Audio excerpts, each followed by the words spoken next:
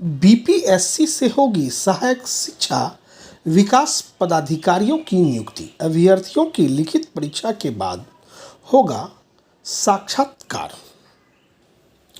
राज्य के सरकारी विद्यालयों में शैक्षणिक गुणवत्ता की मॉनिटरिंग हेतु सहायक शिक्षा विकास पदाधिकारियों की नियुक्ति प्रक्रिया जल्द शुरू होगी।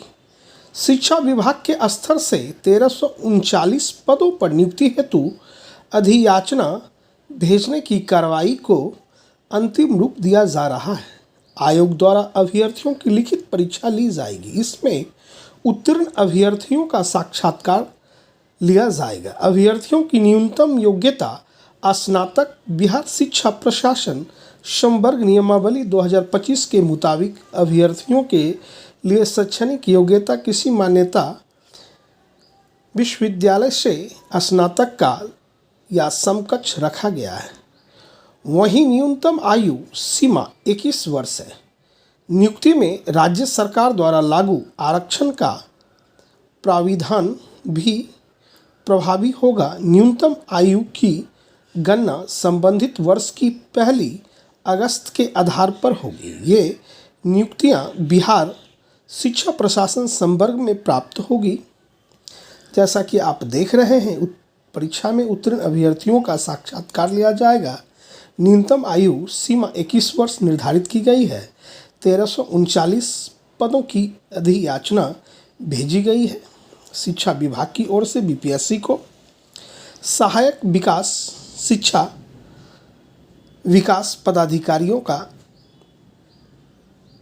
पद मूल कोटि का होगा। इस पद पर नियुक्त होने वालों की प्रोन्नति शिक्षा विभाग पदाधिकारियों के पद पर होगी। सीधी भर्ती से नियुक्त सहायक शिक्षा विभाग पदाधिकारियों के वरीयता का निर्धारण आयोग की मेधा सूची के आधार पर किया जाएगा। सहायक शिक्षा विकास पदाधिकारी पद पर नियुक्त कर्मियों की परिवीक्षा अवधि योगदान की तिथि से 1 वर्ष के लिए होगी। परिवीक्षा अवधि में सेवा संतोषजनक नहीं पाए जाने की स्थिति में परिवीक्षा अवधि का विस्तार अगले 1 वर्ष के लिए किया जा सकेगा।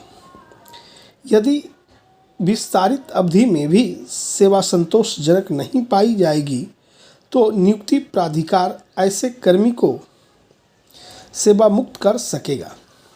नियुक्त सहायक शिक्षा विकास पदाधिकारियों को यथा निर्धारित विभागीय परीक्षा उत्तीर्ण होना अनिवार्य होगा। विभागीय परीक्षा के विषय पाठ्यक्रम एवं प्रक्रिया का निर्धारण राजस्व पार्षद द्वारा विभाग के परामर्श से किया जाएगा।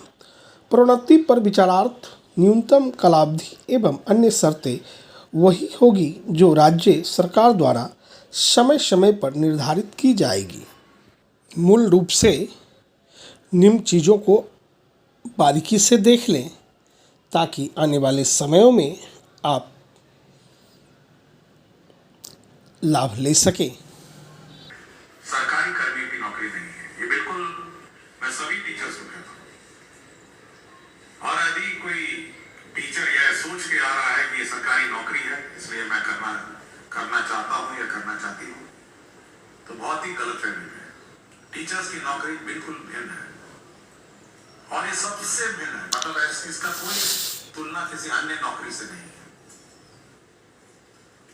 आप समझ सकते हैं, जब आप क्लास में जाते हैं तो बच्चे आपके सामने रहते हैं और आपको इस निगाह से देखते हैं कि आप उनको ज्ञान देंगे और आप उनका भविष्य बनाएंगे। एक सामान्य सरकारी नौकरी में क्या होता है, कार्यालय में बैठे हैं, संचिकाएं आती हैं जाती हैं, आप संचिका को कभी ऊपर भेजते हैं, कभी संचिका को नीचे भेजते हैं, आपकी मर्जी है, आप अप्रूवल करिए नहीं करिए, और बिल्कुल टकटकी निगाहों से आपको देखता है कि आप उसको शिक्षा देंगे और आप उसको ज्ञान देंगे। और ऐसे भी नहीं है कि आज आपने उसको ज्ञान नहीं दिया तो 1 महीने बाद उसको ज्ञान दे देंगे। या आप सोच रहे हैं कि चलिए बाद में देखा जाएगा, आज हम थोड़ा मूड खराब है या मेरा तबीयत ठीक नहीं है या बहुत कष्ट से हम नाव पे चढ़ के आए, पानी पार करके आए, या देखिए पूरा कपड़ा मेरा भीग गया, उस छात्र को उससे कोई लेना देना नहीं। ये कष्ट आप डीओ को बोल सकते हैं, एसीएस को बोल सकते हैं, लेकिन जो आपके सामने जो कक्षा में बैठा छात्र छात्रा है, उसको आपके कष्ट से कोई लेना देना नहीं। आप बहुत दूर पोस्टेड हैं, देखिए मुझे कहां जंगल के ऊपर भेज दिया, अधौरा पहाड़ पे, ये कष्ट आप डीओ को बोल सकते हैं, एसीएस को बोल सकते हैं, लेकिन जो आपके सामने जो कक्षा में बैठा छात्र छात्रा है, उसको आपके कष्ट से कोई लेना देना नहीं। आप बहुत दूर पोस्टेड हैं, देखिए मुझे कहां जंगल के ऊपर भेज दिया, अधौरा पहाड़ पे, देखिए कटोरिया बांका में मुझे 2 नदी पार करना है, खगड़िया में 3 नाव पार करना है, उस छात्र को कोई लेना देना नहीं है आपके कष्ट। उसको केवल शिक्षा चाहिए और वो शिक्षा ग्रहण करने आपके यहाँ है। उसके माता पिता का नजरिया देखिए, उनका माता पिता को भी आपके कष्ट से कोई लेना देना नहीं। वो आपके हवाले इस बच्चे को इसलिए भेजे हैं कि आप उसका भविष्य बनाएं, कि आप उसको पढ़ लिख कर एक ऐसा इंसान बनाएंगे जो कल समाज पर अपने पांव पर खड़ा हो। भविष्य बनाएं कि आप उसको पढ़ लिख कर एक ऐसा इंसान बनाएंगे जो कल समाज पर अपने पांव पर खड़ा हो।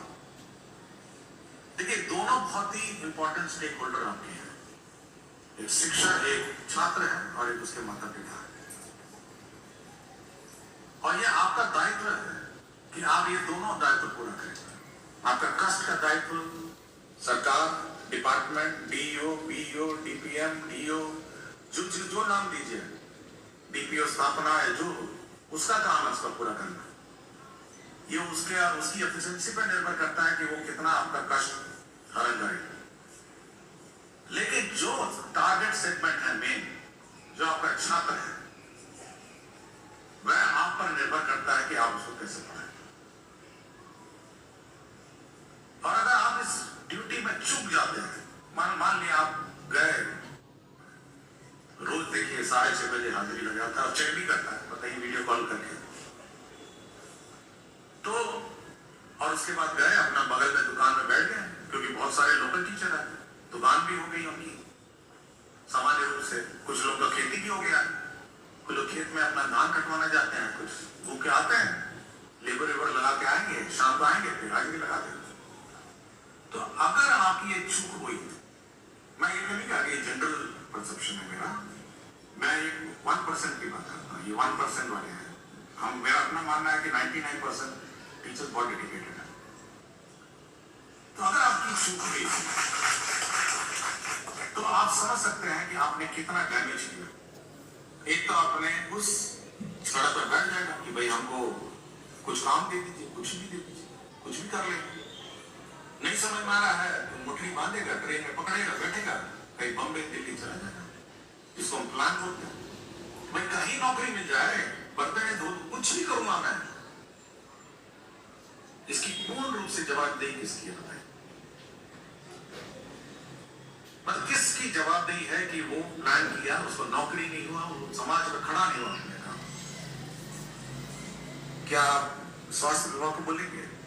क्या पथ निर्माण विभाग को बोलेंगे? क्या बिजली विभाग को बोलेंगे? अब किस विभाग की जवाबदेही निर्धारित करेंगे इस घटनाक्रम में? मैं सुबह घूम रहा था, मैं सोच रहा था, क्या स्वास्थ्य विभाग को बोलेंगे? क्या पथ निर्माण विभाग को बोलेंगे? क्या बिजली विभाग को बोलेंगे? अब किस विभाग की जवाबदेही निर्धारित करेंगे इस घटनाक्रम में? मैं सुबह घूम रहा था, मैं सोच रहा था कि आज क्या बात करूं मैं, किसकी पूर्ण रूप से जवाबदेही उस विद्यालय की है और उस शिक्षक की है। अगर वो चूकता है तो समाज में सब समस्याएं खड़ी रहेंगी। और ये अकेला विभाग है, मैं बता रहा हूं, कभी आपको लगता होगा कि शिक्षा विभाग क्या है, ये तो ऐसे ही था। इसकी इतनी जवाबदेही है कि दूसरे की जवाबदेही इतनी नहीं है। रोड आज नहीं बने, 6 महीने बाद बन जाएगा, ठेकेदार बनाई दे।